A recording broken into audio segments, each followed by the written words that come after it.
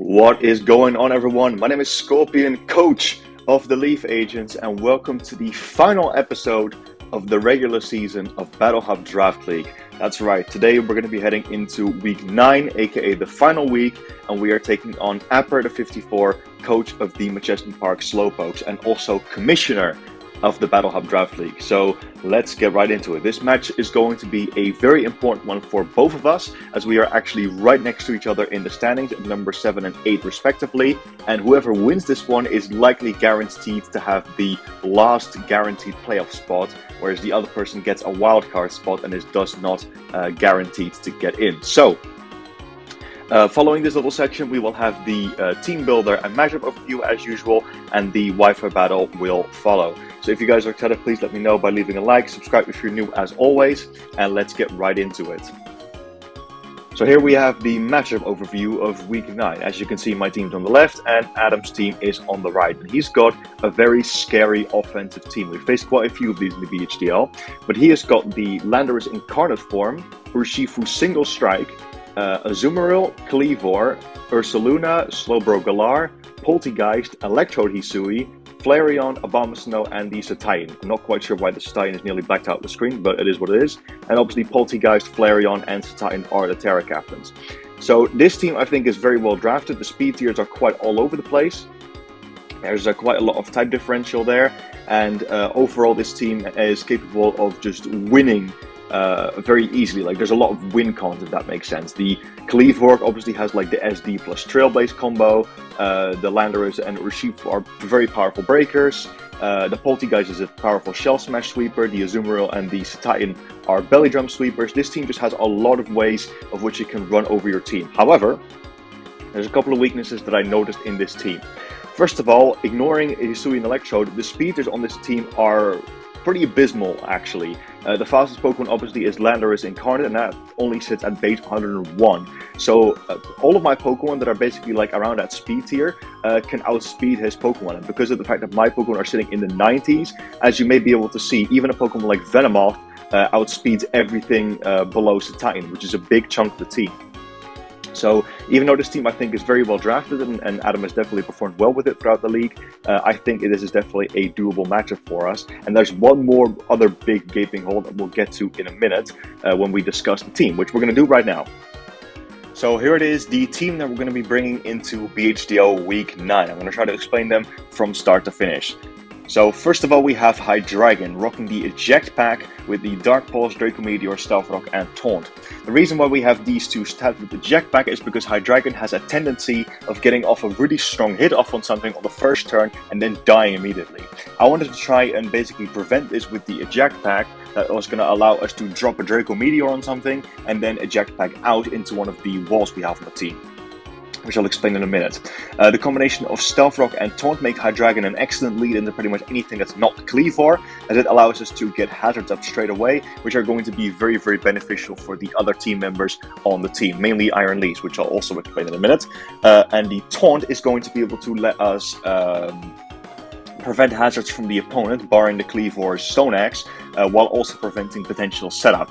Because obviously Pokemon like Azumarill and Cetian cannot belly drum on us and stuff like that. So Hydreigon is more than likely going to be our lead, especially if we don't see the Kleavor, and even if we do, we're going to be able to drop a Draco on it and then just go straight into Great Tusk, which is going to be very, very useful, especially because, you know, last week we had a Dragapult coming along Great Tusk's Rapid Spin, but I really don't see a Poltegeist risking the same thing, especially because Great Tusk easily wins the 1v1 against that, barring a Terra type.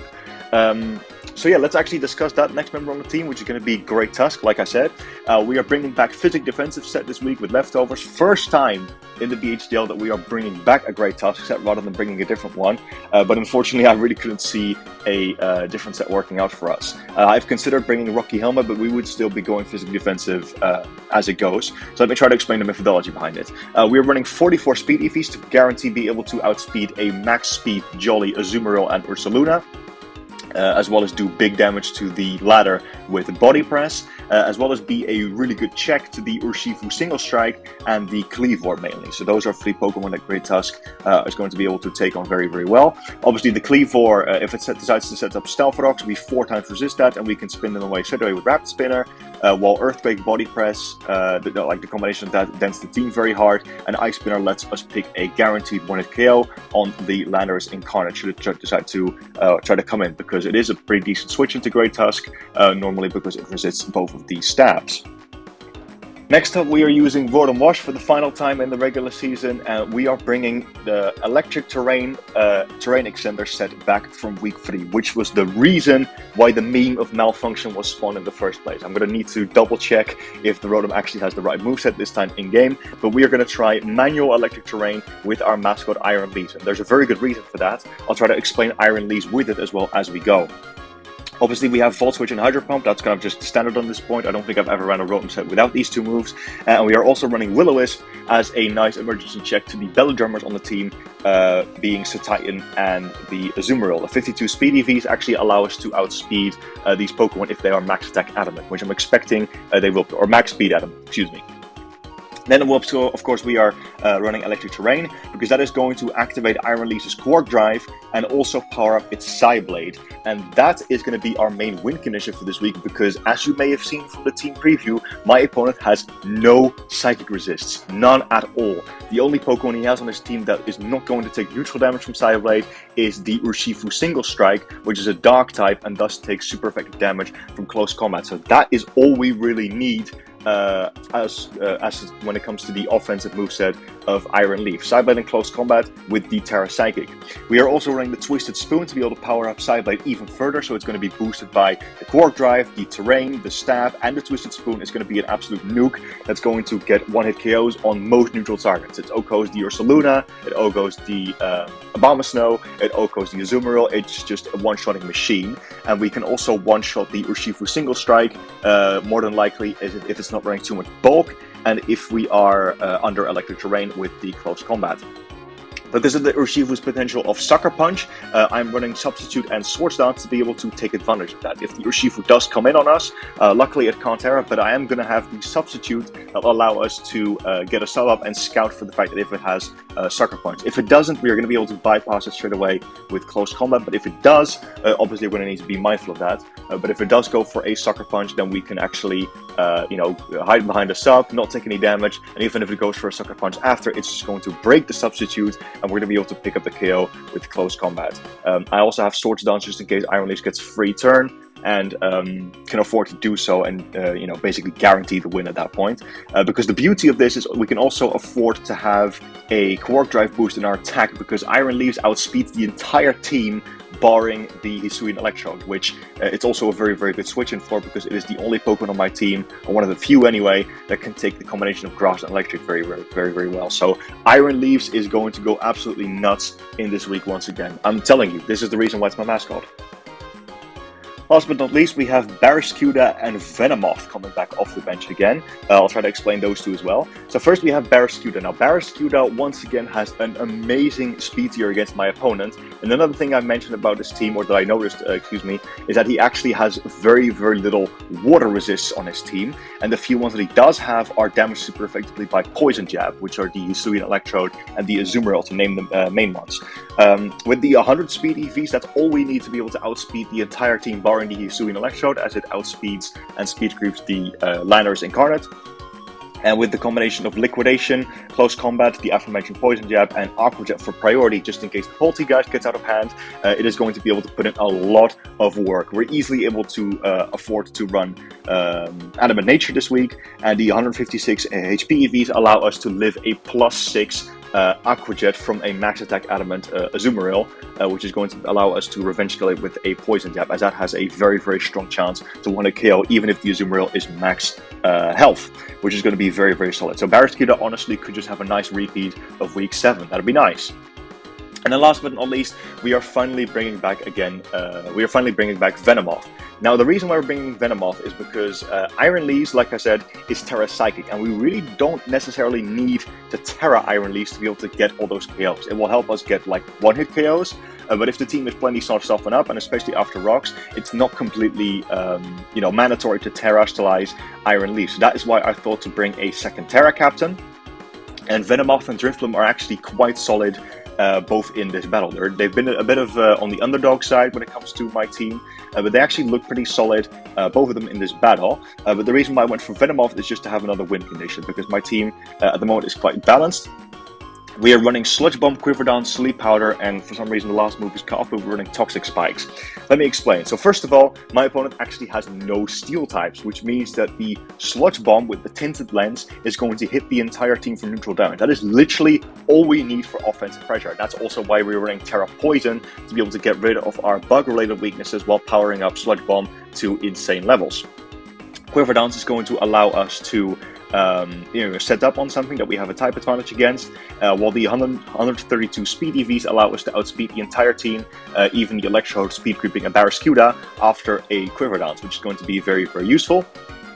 Sleep Powder honestly wasn't really necessary, but I figured I'd just slap it on there in case we do need to put something to sleep, because there's a lot of sweepers on his team that are not going to appreciate being put to sleep. And we have the Toxic Spikes again, which is cut off, because if the Cleavor does come, and he decides to lead with it, then once we clear away it and its Stealth Rocks, I really want to try and get up to Toxic Spikes. He does have the Slowbro Galar on the team, which is a grounded poison type, so if that does come, we're not going to need the Toxic Spikes. Excuse me. But again, I really didn't think I'd need more than the Sludge Bomb for stab, which is why we are running that. Where we have a Focus Sash, again, just in case some of the sweepers get out of hand. Great Tusk is a very reliable rapid spinner in this matchup. So I really feel like the Focus Sash is going to come in clutch. I didn't really think I'd need the heavy boots, and Venomoth could really put in some work for us, both as a sweeper, or if not, just as a general annoyance for the entire team with the Toxic Spikes. So again, if the Slowbro does not show up, it's going to have a great time poisoning the entire team. But if not, it's still going to be a pretty great win condition regardless. So that is going to be the team for BHDL Week 9. Let's hope we have a good match. I'm going to, not forget to hit record this time so we can actually watch it from my first-person perspective. My opponent, Apparator54, is also a YouTuber who's likely going to upload our match. If you want to see his POV, definitely go check that out. I'll leave a link to his channel in the description down below. But as for now, thanks for watching this little segment. I can't even talk, that's how long I've been doing this for. Anyway, so I won't hold you guys up for longer, and let's get into the battle. Alright, and here we are with the battle against Apparator54, aka Adam. I believe he should be searching already, so I'm going to do the same thing. Let's get right into this. Now, before I go any further, I'm going to start searching. My opponent unfortunately had to withdraw from the Battle Hub Draft League due to some unfortunate IRL circumstances. So the result of this battle is actually not going to matter for the season results. And the L.E.A.F agents have thus made it into playoffs due to a forfeit win. So that causes for some sort of celebration. But me and my opponent decided to do the battle anyway for show. So that's exactly what we're going to do. And here he is. So let me quickly write down his team.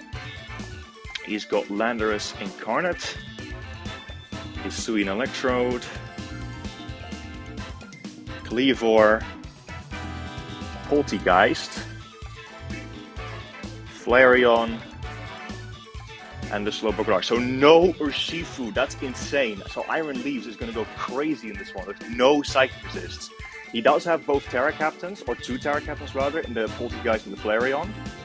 I have to be careful of that. And he does have the Slowbro, unfortunately. So the Toxic Spikes are not going to be that great. However, I kind of feel like leading off with Venomoth, not going to lie, because it doesn't match up too well against Cleavor, but we have Great Tusk for that. And I really don't want to risk my Hydreigon due to Scarf Cleavor with Exeter of post combat, honestly. And it's good into Hisuian Electrode as well. But honestly, Venomoth is pretty expensive here. So I'm going to lead with that. And we're going to try and go for the Iron Leaves endgame. So we're going to do that. Man, I'm still quite nervous for this because Adam is a very good battler. But let's just lead Venomoth. Let's just go with that. Good luck, have fun. I'm going to say that in the chat as well.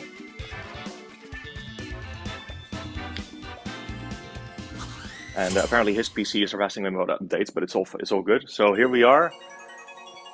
Let's get this started. So he leads with Bread, and it is the Hisuian Electrode. Okay, that's fine. We lead off with the Venomoth. This is exactly why I didn't want to lead off with Rotom Wash. These Air Balloon? So Air Balloon. Not sure what that's for. Maybe it's to switch into the Great Tusk. I kind of want to get my Toxic Spikes up, but at the same time I feel like it's a bit of a risk. I could also Quiver Dance. That's completely free if the thingy is not Scarf. He's going to go for a Volt Switch here. That's more than obvious. I could also go for a Sludge Bomb, which is going to do good damage. He's got no Steel types. He's got no Switch-ins, and we obviously have the Tinted Lens. But do I want to do that straight away? Do you think he'll go into the Slowbro here? I don't think he will. I could get for the Toxic Spikes as well. But then again, that's going to be completely wasted if he goes for the Slowbro. So I think I'm going to just go for a Sludge Bomb to just get some chip on something. Or should we go for Quick Down? I really don't want to risk the Cleave or being Scarf. If it is Scarf, so be it. We'll go for Quiver Dance. We'll start to break their team down. So he's going for Thunder Wave. That's interesting. I have a Focus, I suppose. We're not Lumberry, so it's more of a support he's doing Electro, and that's interesting. Do we get Paralyzed? We do not. That's awesome. Do we get the Quiver Dance up? I'm honestly thinking, like, do you think he's surprised to see the Venomoth? I honestly would not be expecting Venomoth in his position, but I really wanted to try to abuse the Toxic Spike. So here, there's no point in trying to go for more Quick Dance because we could just get Paralyzed. I'm just going to Sludge Bomb and get some damage on something. He's not Sash, which we know, and he does Volt, so we just need to get the chip on something. That's good. That's not the best damage in the world. Obviously, we have some bulk, and we obviously also have the Quiver Down Special Defense boost. And he goes into Scorpion. Is he naming people after our draft? What the hell? And this is the dynamic. Please don't get and that. Whoa! Calm down. Do that to this man. We just crit him. Jeez. So Venomoth. Let me write this down. Venomoth. He's naming people after the code. Okay, that's pretty cool. So in comes the Flareon. He's naming people after the BHDL code. That's actually really cool. I respect that. So Flareon, we do have a switch in Hydreigon, but this is also a Terra Captain, and I really don't want another.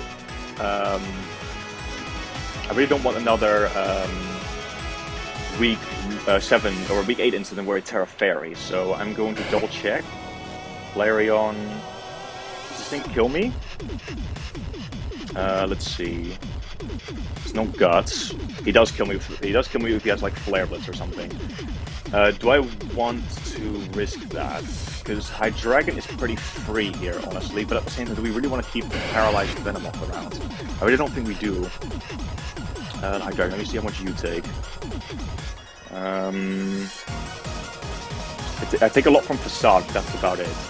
I think I'm going to be okay by dying here. I'm going to get a Sludge Bomb. I don't want him setting up on me. And he does Fire Fang, that's fair. So Venomoth gets killed by Flareon. Do we see a Toxic Orb? We don't. That's interesting. We don't see a Toxic Orb. That's very interesting.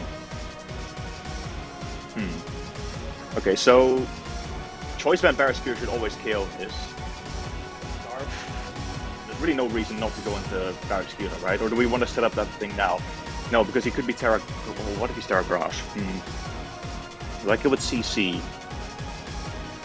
I don't if he's Terra Grass. Do I kill with Poison Jab? I do kill with Poison Jab. Should we go for Poison Jab? No, but that doesn't kill if he doesn't Terra. I am going to go Barraskewda anyway, because it should either force a Terra or force him out. We're going to go into Predator here. The Barraskewda.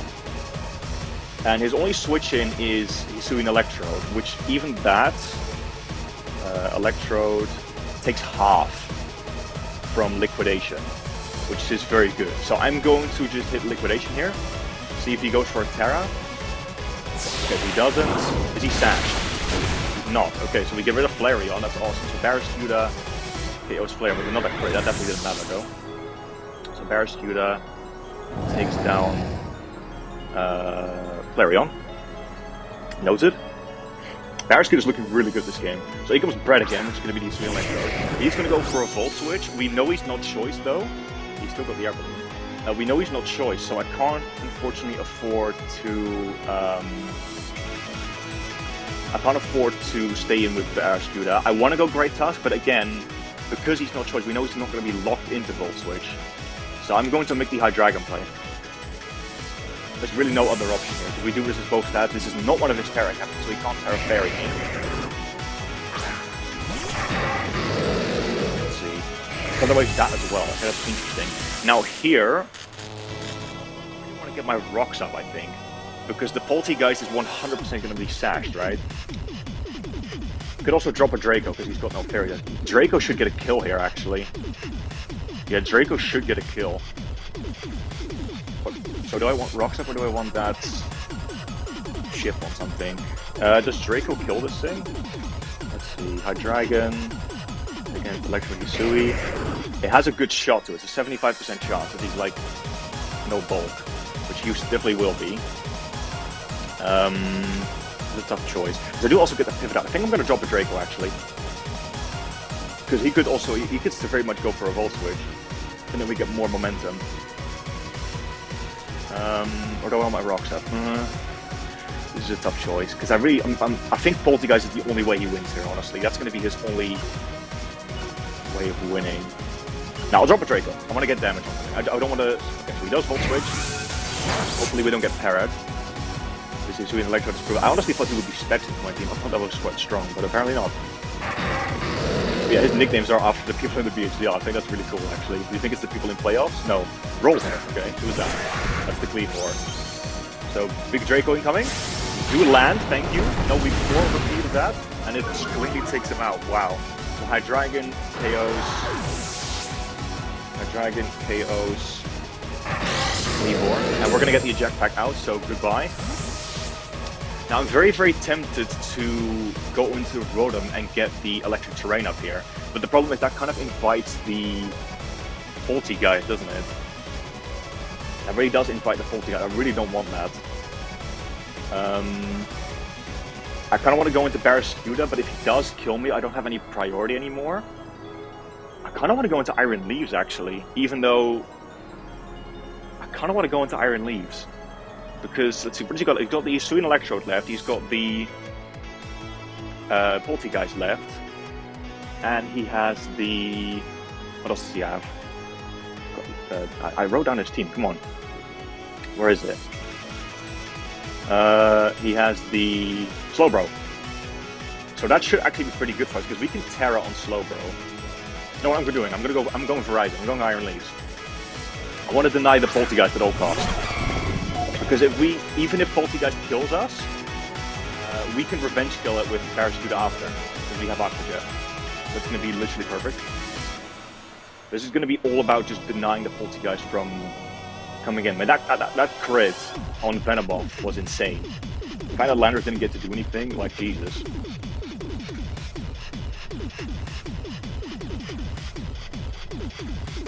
Beardo LOL, who is that? Okay, that's the Slowbro. Why is that not the Urshifu? Because the Urshifu Raptor is kind of his mascot, isn't it? So how much do I take from Slowbro? It's probably going to be a quick loss there, right? So Iron Leaves.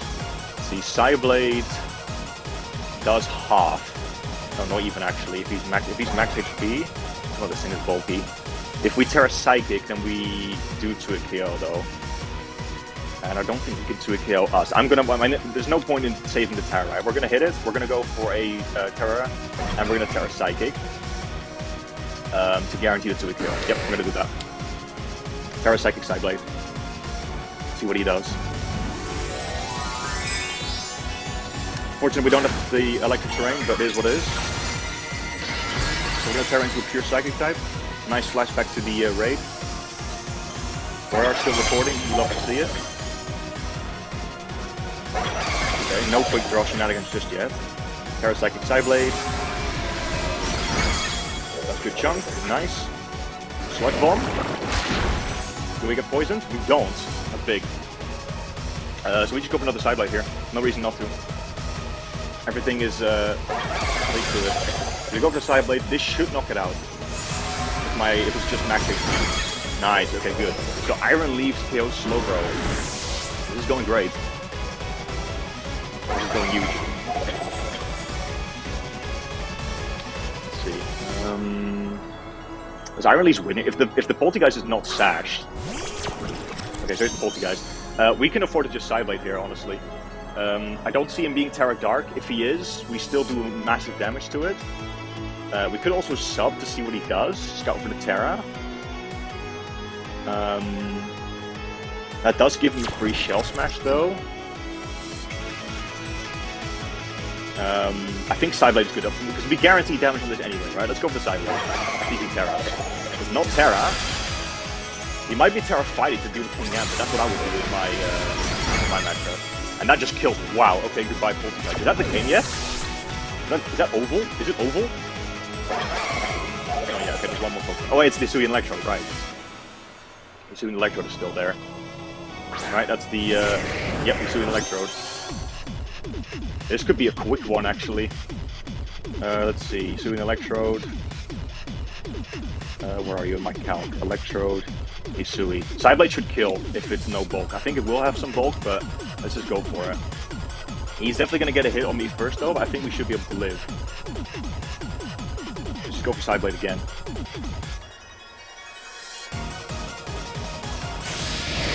He does go for Thunderbolt. We live. Sideblade. Please don't make us kill this. I really want Iron Leaf to get 3 KOs here, honestly. Please kill. Please. And Iron Leaf gets 3 KOs. That means it might be at the top of the standing, well, not the top of the standing, but it's going to be very high up. So that's going to be the game. GG, Operator. I think we were very, very overwhelming there. I was actually quite proud of my prep this week, so this was honestly about the result I was expecting as soon as I saw there was no Urshifu. But again, he probably wasn't taking this battle quite as seriously as he perhaps could have. But that's going to be it. We do deserve our playoff spot, thankfully, because that is another W. So that's going to be great stuff. GG, well played, Adam. Really enjoyed that. Honored to play you as well. And yeah, that's going to be it for this one, guys. Leaf Agents are advancing to playoffs. And we are going to have our rematch with Biridu from week 4 in the first week of playoffs. So hope you guys are looking forward to that. Thank you guys so much for watching this one. Thank the Lord I actually recorded this one. And yeah, I'll see you guys in playoffs. Peace.